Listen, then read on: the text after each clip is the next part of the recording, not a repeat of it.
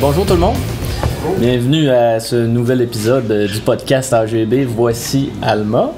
Alors, en direct du café Chaga-Boréal, comme habitude. Merci Steve de nous accueillir. Hein?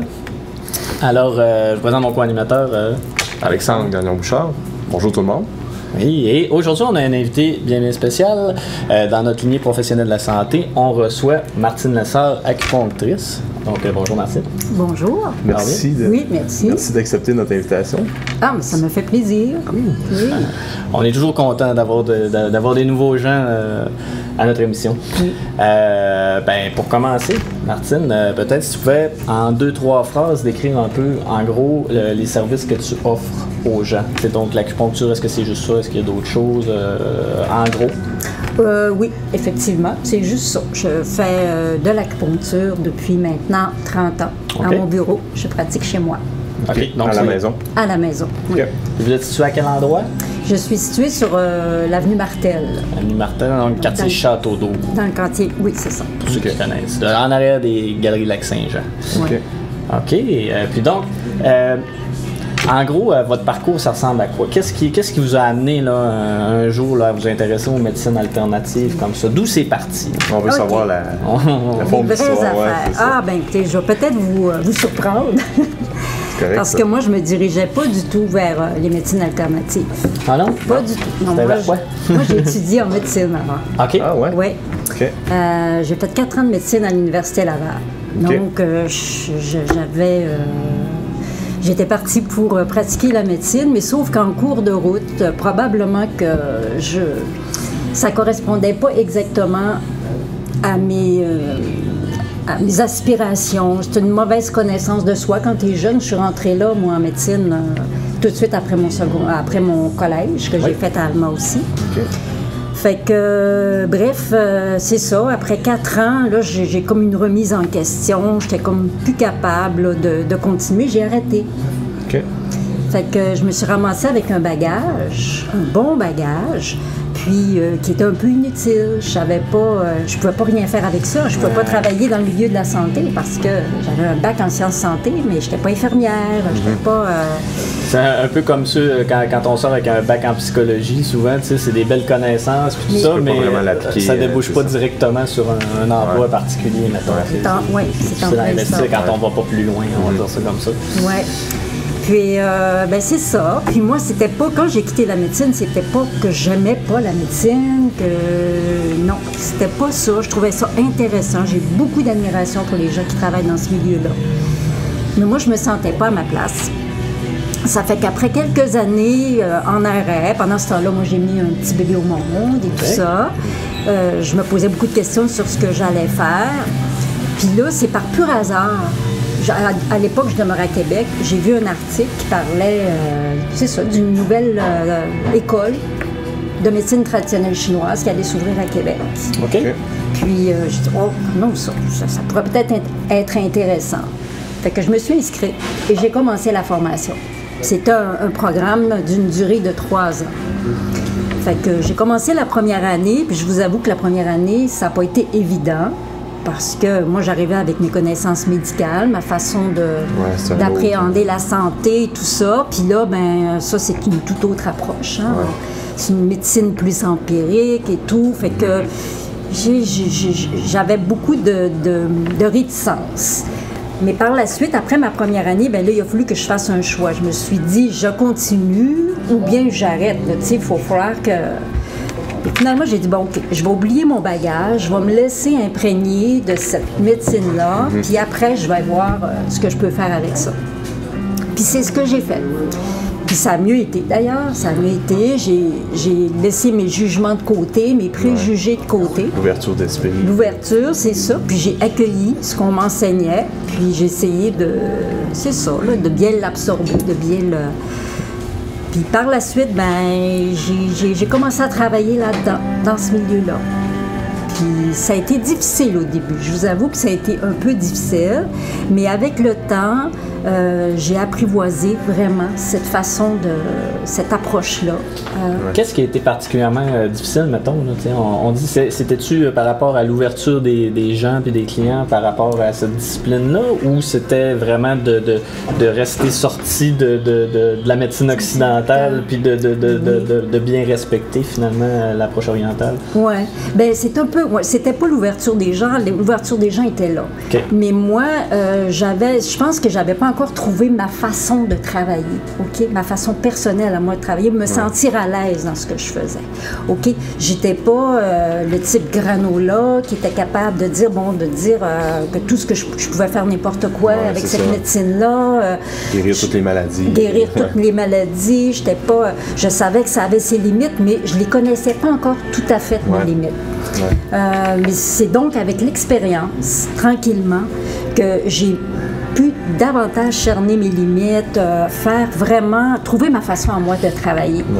Puis par là, après ça a super bien été. Puis je vous avoue, après 30 ans, je pense que j'aime encore plus ça maintenant. Je trouve ça encore plus intéressant. Ça, puis, fun, puis maintenant, je travaille par plaisir. Uniquement par plaisir parce que j'aime trop ça. Puis je me vois pas arrêter pour le moment. Donc, bref, c'est ça. C'est ça mon parcours. OK. Ouais. Puis dans le fond, vous continuez toujours d'avoir de la nouvelle clientèle qui se développe? Oui, il y a encore beaucoup de besoins. Sauf que moi, actuellement, étant donné, c'est ça, là, je travaille encore, mais j'ai quand même diminué un peu mes heures. Donc, je favorise déjà les gens que j'ai déjà en fait, je fais le suivi de ma clientèle, mais je peux intégrer des nouveaux. Mais parfois, c'est difficile. Il y a des périodes où c'est difficile, mais je prends encore de la nouvelle clientèle, effectivement. Oui, c'est possible pour moi. OK. Puis, tu sais, j'imagine que les gens qui vont écouter le podcast ne savent pas vraiment, tu sais, souvent l'acupuncture, il y a des personnes qui ont qui savent pas vraiment c'est quoi cette pratique-là, en quoi ça peut apporter des bienfaits au corps humain. Fait que, es-tu capable d'expliquer simplement qu'est-ce que c'est la pratique d'acupuncture? Un petit peu, mettons, c'est quoi les façons de vos outils diagnostiques? C'est quoi la technique, puis comment ça a des impacts sur OK.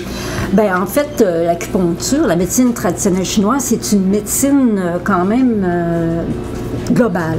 OK? Mais elle se situe par rapport à la médecine occidentale, je vous dirais plus dans la prévention. C'est-à-dire que nous, on travaille vraiment en amont de la maladie. Lorsque la maladie est très avancée, qu'il y a des lésions, pour nous, en médecine chinoise, il est trop tard. Okay? Donc, nous, on travaille plus au niveau des troubles fonctionnels. C'est-à-dire que quand la personne est en déséquilibre, elle a des symptômes, mais puis le médecin, lui, il va faire des examens, il dit, vous n'avez rien, mais c'est ça. Vous avez des brûlements d'estomac ou vous avez des maux de tête, c'est la fatigue, c'est le stress, c'est le manque de sommeil. Il va donner des médicaments, si vous voulez, pour compenser un peu les systèmes qui sont déficients. Alors que nous, l'acupuncture, ce qu'on fait, c'est qu'on essaye de rétablir la fonction normale avant qu'il soit trop tard, avant qu'il y ait des lésions que nous, on ne pourra plus travailler. Il faut vraiment intervenir de manière plus importante. C'est une médecine plus préventive que curative. Oui, c'est ça. Quand on parle d'ulcère, quand on parle de cancer, quand on parle de diabète, insulinodépendant, d'hypertension artérielle essentielle, là, c'est trop tard. Ça prend vraiment... Puis, est-ce que vous trouvez qu'il y a comme pas un clash, mais comme une guerre entre les deux types de médecine? Des fois, on a comme... Parce que moi, c'est simplement une opinion que j'ai, c'est que j'ai l'impression souvent que la médecine qui est plus... Parce que moi, je crois beaucoup en médecine. Simon également, on croit beaucoup en médecine alternative, médecine traditionnelle. Puis on dirait que des fois, on va parler de ce genre de médecine-là à du monde qui sont plus dans la médecine, la nouvelle médecine. Ils vont comme dire, ça marche pas tant que ça. Ou tu vraiment un clash entre les deux? Ou c'est dur à dire, c'est une question qui est assez... parce qu'on dirait que des fois, comme ça travaille pas en même temps. Non, je suis d'accord. Donc, c'est pas... Il y a vraiment une hiérarchie, puis... la médecine conventionnelle a encore beaucoup la main mise sur, comment je dirais ça, ils ont comme une autorité médicale, une espèce d'autorité qui fait que nous, ben, on a peut-être moins à dire, moins notre mot à dire, si tu veux, au niveau de la santé. Par contre, c'est vrai que le milieu médical a encore des résistances. Mais par contre, au niveau de la population, je trouve qu'il y a un changement. Oui, ça, c'est sûr. Ça, je suis 100% d'accord. Il y a une ouverture de plus en plus. Oui, les gens vont être actifs dans leur façon de se soigner. Ils vont faire des choix, ils sont prêts à poser des gestes, aller voir les gens qui vont les aider dans cette démarche-là pour retrouver un équilibre. Puis ça, c'est de plus en plus vrai auprès des jeunes générations. Ils sont moins passifs. Ils ne s'attendent pas à ce que le médecin règle les problèmes à leur place. Puis, tu sais, ben souvent, c'est ça, j'ai des clients justement qui viennent me voir, puis là, ils ont fait des évaluations chez le médecin, puis le médecin, ils ont juste rien trouvé. Ils ont dit, bon, ben, t'as des troubles de digestion, t'as des maux de tête qui sont inexplicables, ben, c'est ça, tiens, je vais te donner un médicament pour ça, pour patcher, justement. Ouais. Mais j'ai comme le feeling que ça arrive jamais qu'un médecin va dire, ben, garde, il y en a quelques-uns, ça, c'est sûr, mais c'est pas le premier réflexe qu'ils vont avoir de dire, ben, je connais une bonne acupunctrice ou bien, tu sais, de référer vers cette médecine-là. En avez-vous? Excuse-moi, je t'interromps, mais en avez-vous des médecins qui vous réfèrent des clients? Oui, j'en ai qui me réfèrent des médecins. Mais c'est sûr que ça fait quand même longtemps que je pratique, donc il y en a qui connaissent un peu ma façon de travailler, donc ça les rassure, ils se sentent à l'aise de me référer des gens. Puis j'ai vu qu'il y avait une évolution aussi. Au début, c'était uniquement pour des problèmes de douleur de type inflammatoire, parce que c'est quand même reconnu, que l'acupuncture est efficace pour ça. Mais après ça, il y avait quand même un changement, une ouverture. Parfois, lorsqu'il semble que le patient pourrait peut-être répondre à ce genre d'approche-là, ils vont me le référer. Mais c'est ça. Ça a changé un peu, mais je dis pas... Puis c'est étrange parce que c'est souvent, ce sont des médecins des plus vieilles générations qui vont me référer. La jeune génération de médecins, ils réfèrent pas. Comme moi, j'en ai pas. Dans la pharmacologie, probablement. Ben, je pense qu'ils sont... Ben, c'est normal aussi quand tu sors, ils croient beaucoup en leurs outils thérapeutiques, ils sont très technologiques, c'est sûr qu'ils sont bien bons, ils croient en leur efficacité, tout ça, puis ils sont moins, en tout cas pour le moment, ils semblent avoir moins d'ouverture, mais peut-être qu'avec l'expérience, à un moment donné, ils vont apprendre. Ils vont voir qu'eux aussi en ont des limites, parce qu'on en a tous des limites. Absolument. C'est pour ça que chacun a sa place. On est tous capables de faire un bout à nos patients. Okay? Parce que moi aussi, ça arrive souvent que j'ai des gens, puis je sens que là, je ne peux plus rien faire. OK, c'est beau. Moi, j'ai fait ce que j'avais à faire. Maintenant, tu peux aller voir un tel, ou c'est la personne qui va décider vers qui elle va aller pour aller plus loin aussi dans sa démarche. Pour soulager ses c'est ça, c'est des fois ce qui manque, c'est l'aspect travail d'équipe. On dirait qu'il y a plusieurs disciplines des fois qui se trouvent en compétition, quand dans le fond, au bout du compte, tout le monde est complémentaire. Quelqu'un qui a un problème, on va dire, de douleur chronique ou de blessure liée à un accident ponctuel, mettons, il bénéficierait d'avoir en même temps le physio, l'acupuncture, l'entraînement, l'ensemble de tous les professionnels qui travaillent en même temps, essayer de la nutrition aussi, tout ça pour régler son problème. Alors que là, souvent, on doit choisir un, puis là, c'est comme, OK, c'est ça qu'il faut que tu fasses. Non, c'est ça. Ça vient. Puis au bout du compte, c'est qui paye? C'est la personne qui est blessée, qui ne se récupère pas aussi vite qu'elle aurait pu si tout le monde avait travaillé ensemble. C'est ça. Mais c'est un problème qui existe depuis toujours. Parce que moi, quand j'étais en médecine il y a 30 ans, puis on parlait de ça encore, que tous les milieux étaient trop cloisonnés, on devrait travailler ensemble. Puis c'est encore le même problème. C'est la part de référencer. Oui, c'est ça. La part de dire que, parce qu'on a souvent cette part-là de dire que c'est au-delà de mes capacités, je peux juste plus répondre à tes besoins. On dirait que ça fait comme un coup sur l'ego à un professionnel de la santé. que dire que tabarouette, ça se peut pas que j'aille atteindre la limite de mes capacités puis je peux pas aider la personne. Fait que là, même temps, mieux la garder puis essayer. Puis au final, c'est peut-être pas juste ses techniques comme son approche qui est inefficace, c'est peut-être juste que la connexion avec la personne passe tout simplement pas. Oui. Où il n'y a pas de lien de confiance. Où il n'y a pas de lien de confiance. Oui. Il y a ça aussi. C'est ça. Oui. Parce que moi, je crois fortement que les deux médecines, quand on parle de l'occidental et médecine chinoise plus traditionnelle, on a besoin des deux aujourd'hui. Ben oui. Parce que si demain j'ai des douleurs plus chroniques, que je vais me tourner vers justement l'acupuncture, des médecines plus alternatives, mais si demain j'ai un accident ou quoi que ce soit, ben là, j'ai besoin d'un médecin qui va m'opérer là parce qu'ils sont bons dans ça, ce qui est maintenant. Et des fois, comme tout ce qui est plus de prévention ou bien de douleurs chroniques, ben souvent les autres devraient justement référer. Oui. Puis, mettons concrètement, là, mettons que moi, aujourd'hui, je viens me consulter parce que j'ai, on va dire, mettons, j'ai des problèmes de reflux gastrique constant, des problèmes de constipation, puis on va dire de la fatigue qui s'accumule.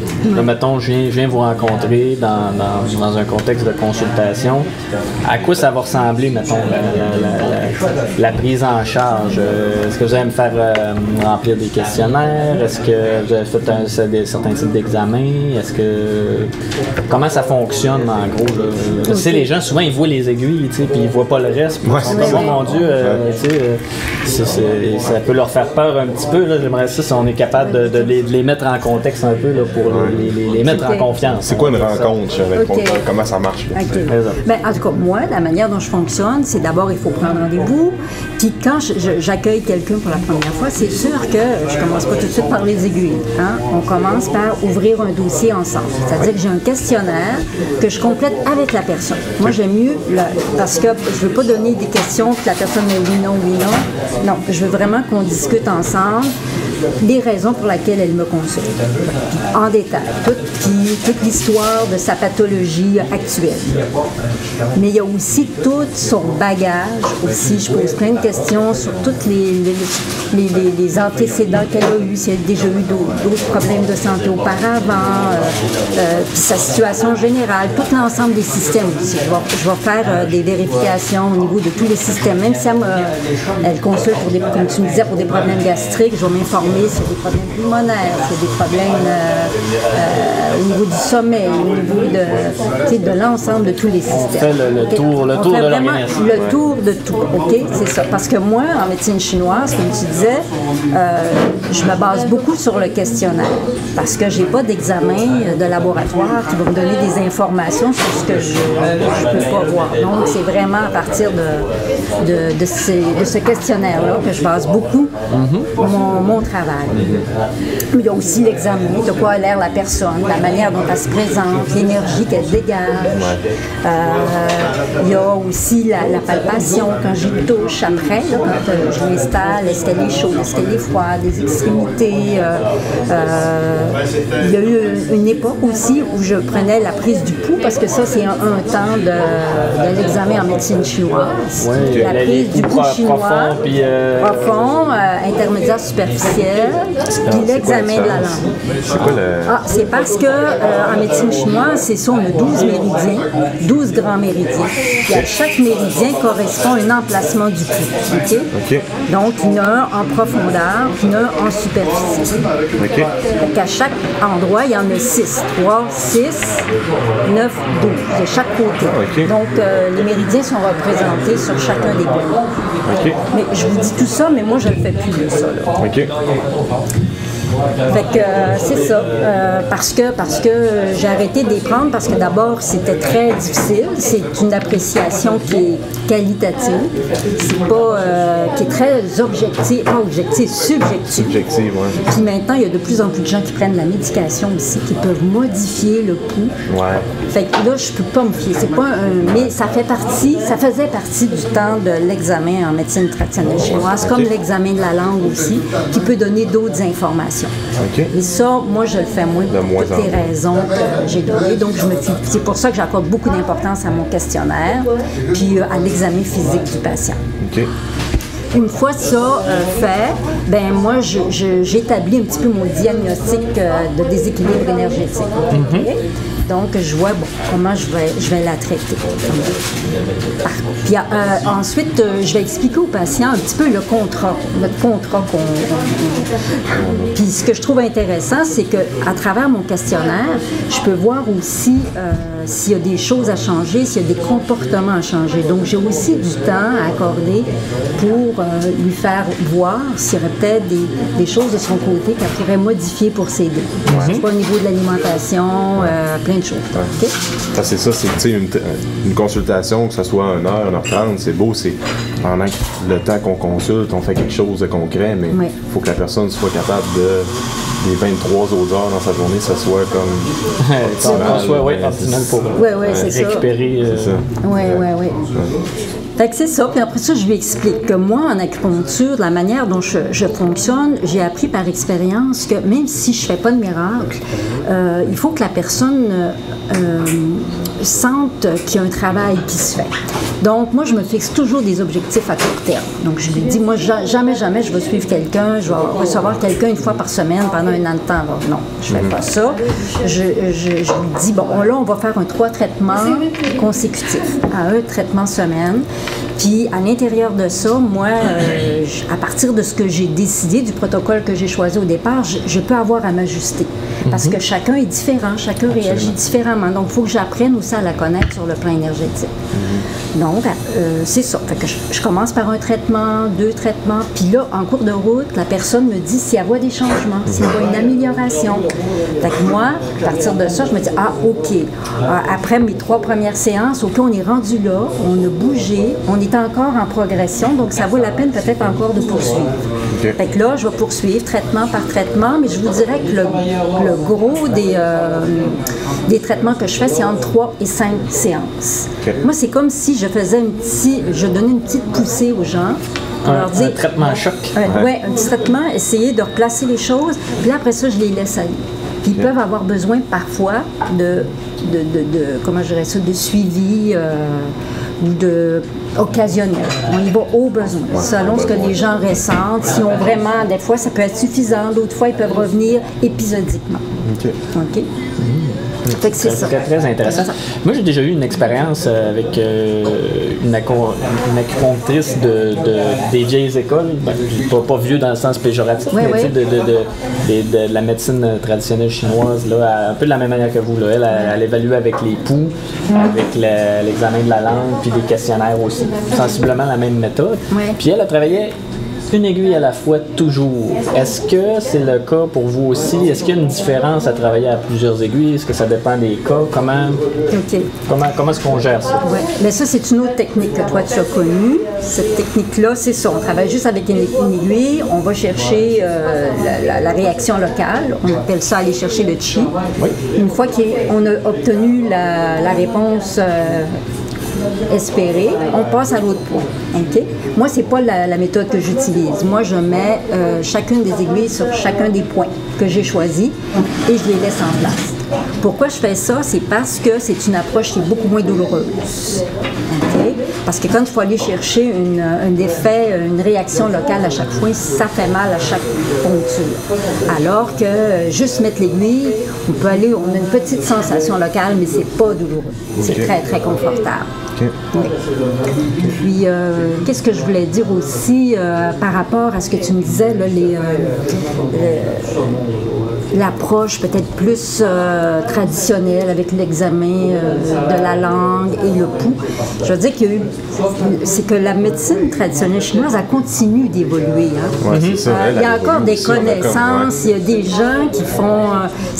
on étudie encore énormément l'effet de l'acupuncture, même s'il y a encore plein de choses qui nous échappent. On sait encore plus ou moins l'effet ou l'action exacte, comment ça fonctionne.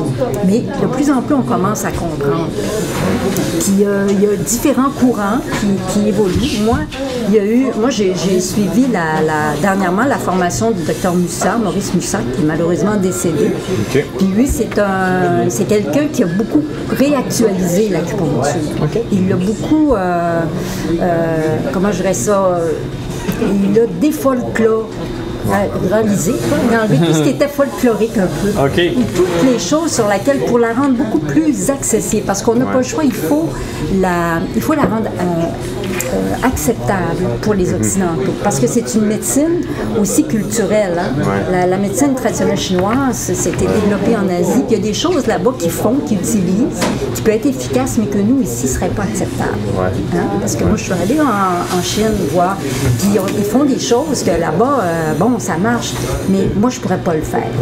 Hein? Comme par exemple, faire de la moxibution jusqu'à ce qu'on ait des brûlures. Si on ne peut pas brûler un patient, là, fait que ça, c'est juste un petit exemple.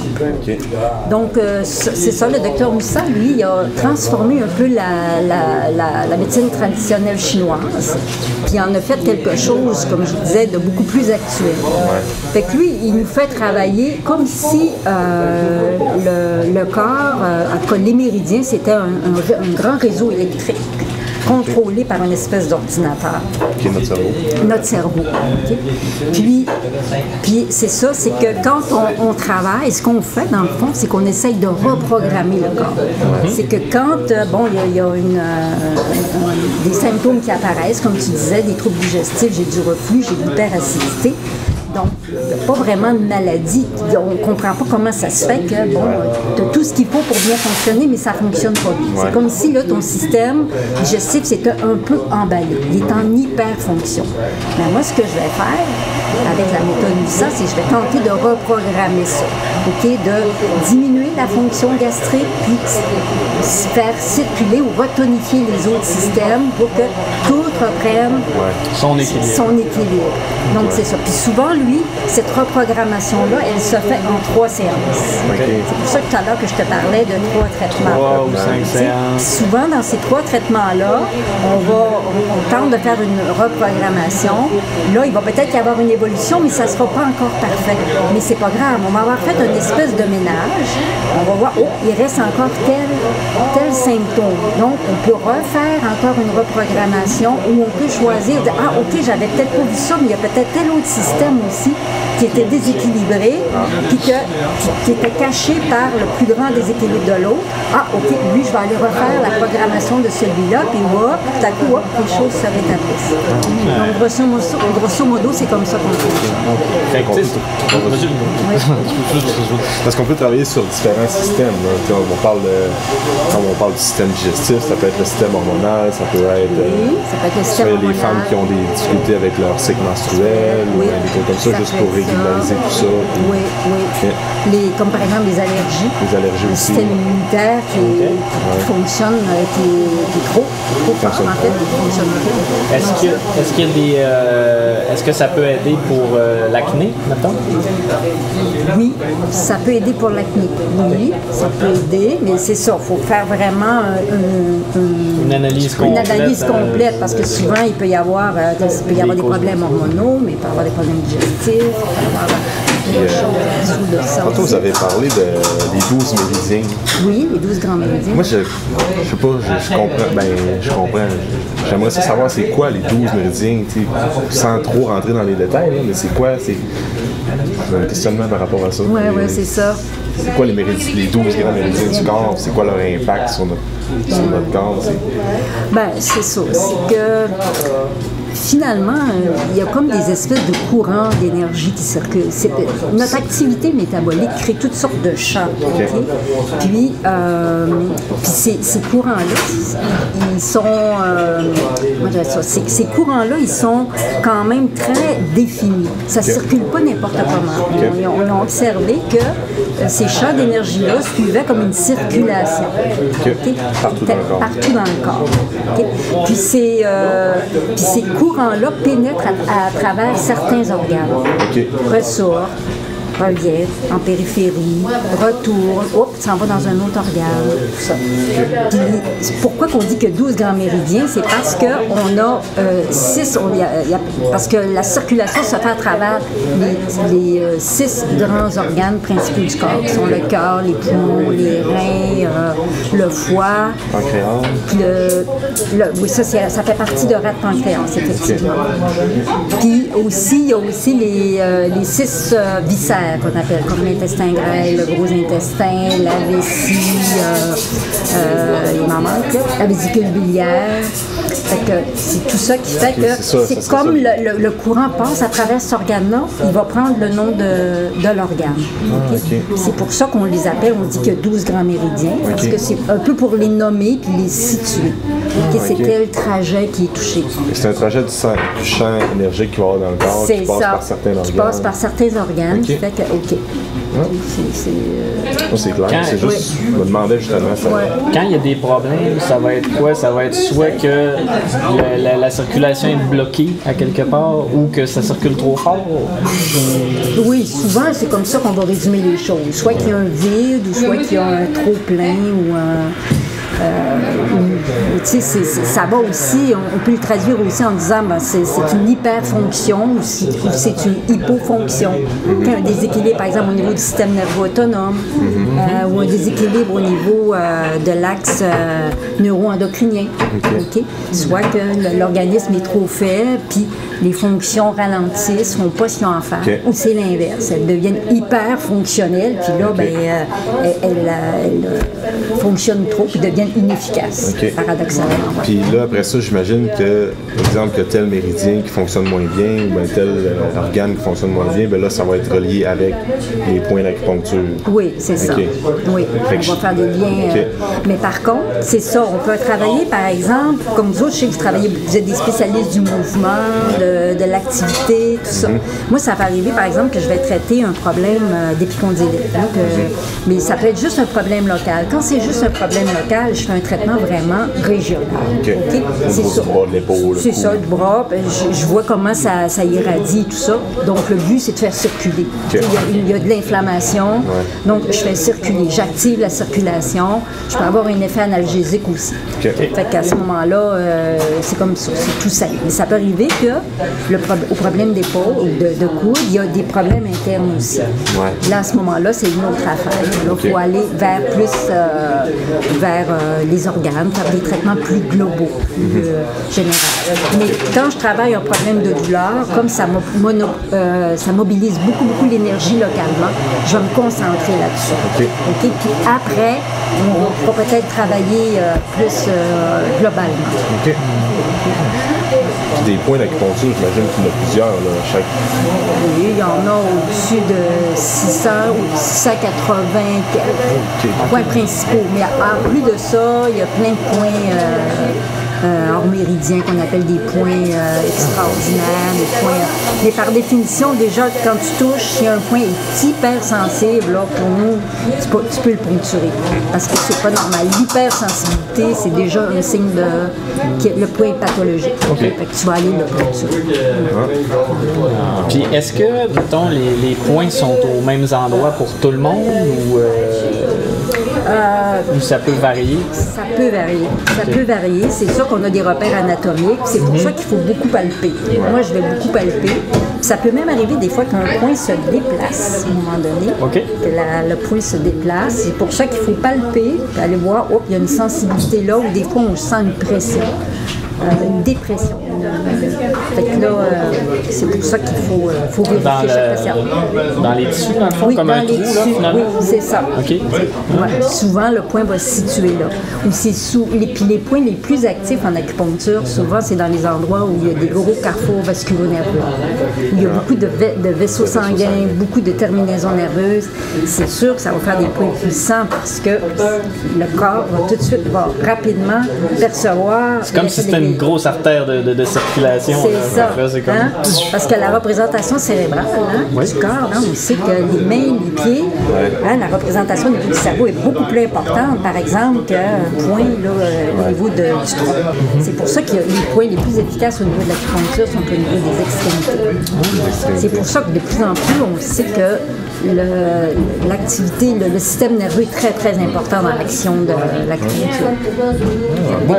C'est ça pas... rapport avec l'homonculus. Non. Ben, ça, l'homonculus, c'est plus dans la réflexologie et tout ça. Là. Okay, Je pense qu'on parle surtout du fait que c'est très capillarisé et qu'il y a beaucoup de terminaisons nerveuses. À cause de la dextérité, fine. C'est nos outils, nos mains. Hein, fait que c'est très, très... On va chercher beaucoup d'informations à partir de nos mains. Okay. Puis, j'avais une question. J'étais en train de la perdre. C'est intéressant, par exemple, les points de canaux par exemple. Oui, hein? Ouais. Mais il faut dire qu'en pratique, on se sert... on tourne toujours autour des mêmes points. Il y a des points plus importants que d'autres, il y a des points qui sont moins... mais c'est pour ça que des fois, quand il faut palper, si un point est hyper sensible, que tu n'as pas l'habitude de faire, tu vas le faire, là, parce que là, il est indiqué.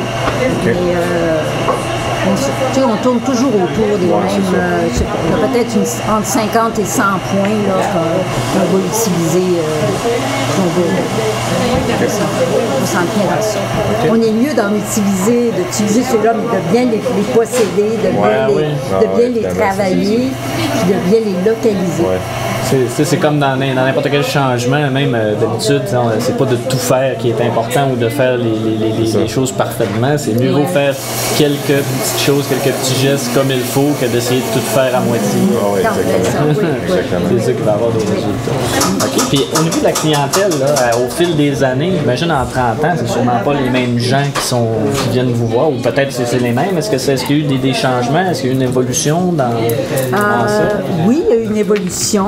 Je trouve que depuis une trentaine d'années, je vois qu'au départ, il y avait une majorité de femmes adultes qui consultaient. J'avais aussi quand même pas mal d'enfants. C'était surprenant. Chose que je vois moins maintenant. Okay. Je vois moins des enfants. Sauf qu'au niveau de la population adulte, je trouve que ça a beaucoup changé. Maintenant, les hommes consultent beaucoup plus d'eux-mêmes. Je dirais que c'est pas mal égal. Parce qu'avant, les hommes que je voyais, c'était les femmes, leur épouse qui les envoyait, qui prenaient rendez-vous pour eux et tout ça. Maintenant, c'est plus du tout le cas. Maintenant, j'ai autant de filles que de gars qui vont consulter. Qui viennent par eux autres mêmes. Oui, c'est ça. Puis qui disent, bon, ben là, j'ai pensé que ça pourrait peut-être me faire du bien, qui ont lu là-dessus, puis qui s'occupent d'eux, là. Ça, on en voit de plus en plus. OK. Ouais. Chez la jeune génération. Oui, la jeune génération qu'on parlait justement hors d'onde tantôt, que de plus en plus les jeunes veulent vraiment se tourner vers ce genre de médecine alternative, que ce soit voir des entraîneurs. Ils sont plus dans la prévention. Oui. Puis ils sont conscients de leur bien-être aussi. Puis pour eux, c'est important. Oui. Hein? Je veux dire, ils n'accepteront pas de souffrir inutilement. S'ils ont mal quelque part, c'est pas normal. Ils veulent prendre soin d'eux. C'est très, très bien. Oui. C'est très, très bien, ce qui est une très belle évolution. Ça reste, c'est un peu justement dans le domaine de la santé, mais également dans le domaine de n'importe où, notre génération ou la génération plus jeune, eux autres, c'est vraiment comme ils veulent faire un travail qui vont 100%, qui vont les accomplir, qui vont se sentir bien, ils veulent vraiment comme prendre des congés, c'est de plus en plus valorisé, puis la santé la réduction de la semaine de travail. Leur vie personnelle, ils cherchent vraiment un équilibre entre la vie professionnelle, la vie personnelle. Oui, c'est ça qui va vraiment beaucoup.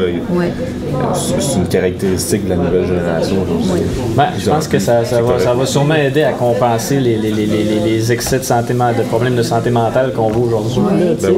Les gens, en tout cas, de même ma génération, là, moi je suis pas si vieux, j'ai juste 35 ans, mais on est beaucoup à soit être en arrêt de travail, avoir des problèmes de dépression, d'épuisement, c'est rendu... je pense pas que ce soit juste parce que c'est plus connu, je pense que c'est vraiment réellement plus répandu à cause de plusieurs facteurs. Fait que, le fait que les nouvelles générations soient de plus enclins à prendre soin d'eux-mêmes, je pense que ça va peut-être aider à transitionner vers un âge un peu moins malade.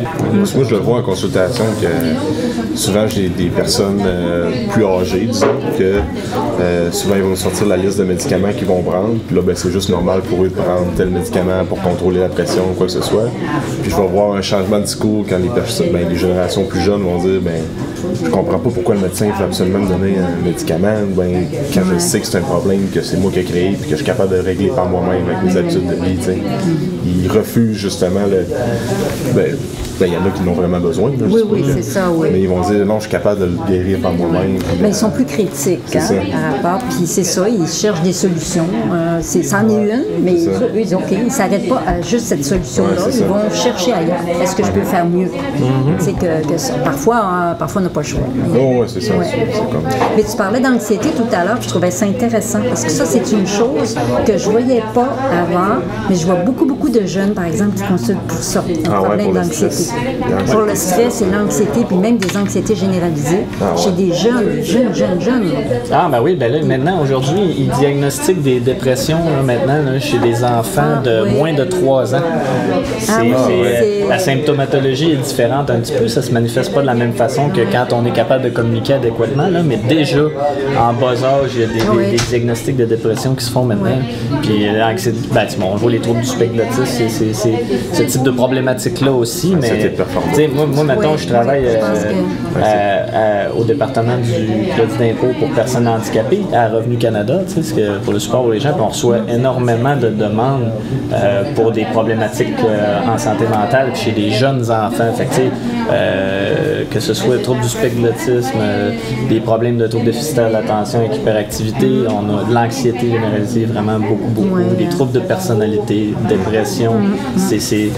Des fois, ça brasse un peu là, de voir à quel point ça commence jeune. De plus en plus. Parce que les jeunes de plus en plus c'est une génération aussi de réseaux sociaux, on se compare beaucoup aux autres, puis aujourd'hui on valorise tellement la performance puis l'accomplissement de l'être humain, puis à quel point c'est important de travailler puis d'avoir des bonnes notes, que c'est sûr qu'à un moment donné, les jeunes, ça va comme ça les rattrape un jour. Oui, ça les rattrape. Effectivement, ça c'est une chose que j'ai observée. C'est sûr que c'est une maladie, c'est un problème de société, c'est complexe. Les exigences ont changé. C'est ça. Puis les gens aussi sont très exigeants par rapport à eux-mêmes. Il faut qu'ils soient parfaits, il faut qu'ils soient beaux, il faut qu'ils soient bons, il faut qu'ils soient... C'est ça, la performance... Dans toutes les sphères. Dans toutes les sphères. Les vacances même. Oui, même les vacances. Si t'as pas réussi où t'es sorti, tu sors prendre un verre, puis là, si t'as pas eu un bon selfie à prendre... Non, c'est vrai. Ça n'a pas de l'air le fun, là. Même du monde vont se mettre la pression justement à sélectionner les endroits qui vont aller en vacances parce qu'il faut que ce soit socialement. Mais non, c'est vrai. Ah non, il y a un changement on serait dû pour un changement de paradigme dans la société, là, comme un virage, sans retourner au retour à la Terre. Il y a une prise de conscience à avoir. Ça se fait de plus en plus, je pense. Oui, ça se fait. Nous, c'est un peu ça aussi qu'on essaye de faire avec l'émission. Dans le fond, on veut vous présenter qu'est-ce que vous avez comme ressources autour de vous pour nous permettre d'essayer d'interagir ensemble puis de créer un milieu à Alma qui va être, et les environs, on va dire même, qui va être agréable pour tout le monde, puis qu'on soit conscient de qui peut nous aider autour de nous autres, que ce soit dans le domaine de la santé, mais aussi dans toutes les autres. Vous avez vu les gens qu'on a vus jusqu'à présent, du monde alimentaire et tout ça aussi. Donc, on fait notre petit bout de chemin. Tout à fait. Oui, c'est important. On demande dessus, je sais pas si des fois, je sais que c'est pas tout le monde qui s'est joint à nous en même temps, mais y aurait-tu des gens dans la salle qui auraient des questions sur l'acupuncture? Non, ça fait moi. Pour moi, il n'y a pas beaucoup de questions. Les oreilles ne s'attendent pas vers ici. C'est correct. Pas de problème. Oui, est-ce que tu t'associes à d'autres organismes ou d'autres professionnels de la santé avec qui tu travailles plus particulièrement que d'autres, mettons? J'ai beaucoup de chiropraticiens qui me réfèrent les gens. On se passe des patients, un ostéopathe aussi. Okay. Quelques ostéopathes. Peut-être on pourrait pourrais les nommer, dans le fond. Ben, il y a Isabelle Lapointe qui m'a référé à... Ça, c'est l'ostéopathe, ça? Oui, c'est l'ostéopathe. OK. Oui. Il y a Marie-Claude... Voyons, une chiropraticienne, là. Marie-Claude. Marie-Claude ou Annie-Claude? Annie-Claude, c'est ça.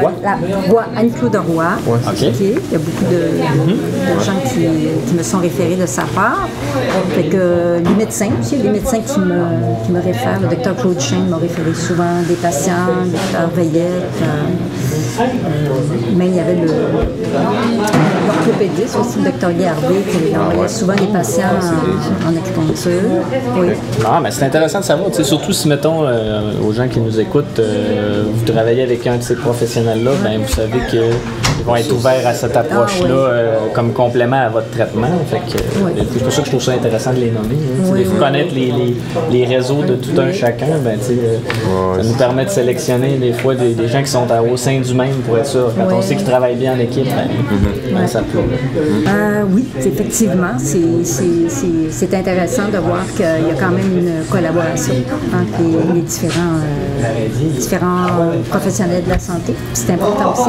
Ben oui, moi je pense que c'est primordial, puis c'est ça le secret de l'avenir. Nous, quand on a fait notre cours en kinésiologie, on le voit dans le milieu comme les CIUS et les CSSS, tout ça, il y a de plus en plus d'équipes multidisciplinaires, ce qui va avoir à la fois des travailleurs sociaux, des psychologues, des kinésiologues, des médecins, des psychiatres, des spécialistes, des nutritionnistes, où est-ce qu'il y a comme une prise en charge plus globale, mais on n'est pas encore rendu à 100% intégré les méthodes alternatives au melting pot, mais on peut espérer que ça viendra à un moment donné.